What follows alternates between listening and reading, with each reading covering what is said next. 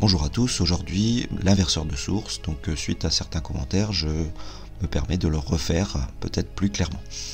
Donc j'utilise un contacteur inverseur, donc avec deux contacts ouverts, deux contacts fermés, qui peut tirer jusqu'à un courant de 25 ampères. Et je vais installer ça pour inverser mes sources. Alors tout d'abord, expliquons un peu pourquoi. Donc dans une situation normale, EDF alimente ma maison et donc alimente mes lampes.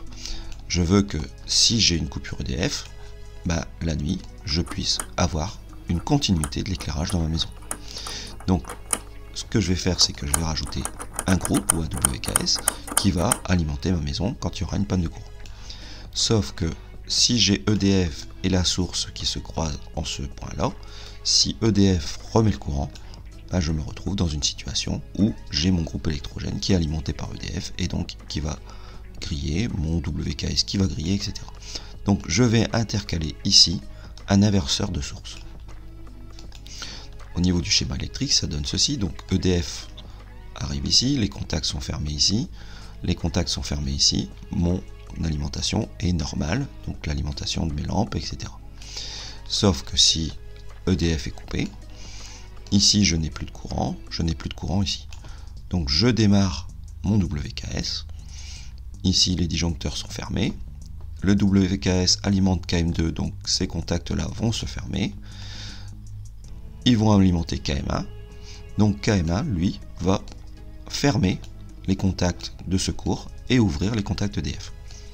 Et on aura du 220 sur mes lampes, mes prises, etc. de secours. On voit ici le contacteur et les trois réseaux secourus. Là, c'est la même situation avec le coffret ouvert. On va voir tout de suite. Donc, une situation pourquoi j'ai utilisé un deuxième contacteur. Donc, dans la situation où KM2, KM1 sont enclenchés, donc on est en réseau secouru, on voit qu'on a fermé ceci et ceux-là sont ouverts. Si EDF remet le courant, les contacts ici étant ouverts, le courant ne peut pas revenir sur le WKS puisque ceux-ci sont ouverts.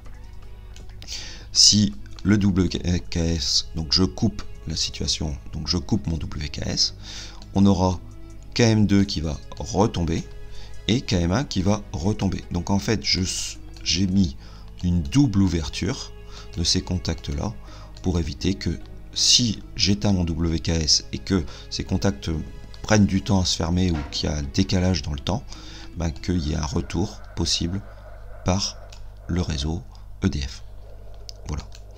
Alors ici une vue avec mes raccordements. Donc ici mon inverseur de source, donc il est tout à fait, il est inversé puisque ici j'ai mes contacts fermés en premier et ensuite mes contacts ouverts au milieu. Donc on voit mon EDF arrive ici en bleu, en rouge. Mon réseau secouru arrive ici en orange et marron. Au niveau du dessus, donc je fais un pont, donc on voit ici, donc un pont entre le orange et le rouge, un pont entre le marron et le bleu, pour redistribuer donc avec un bleu, un rouge classique dans mon installation électrique.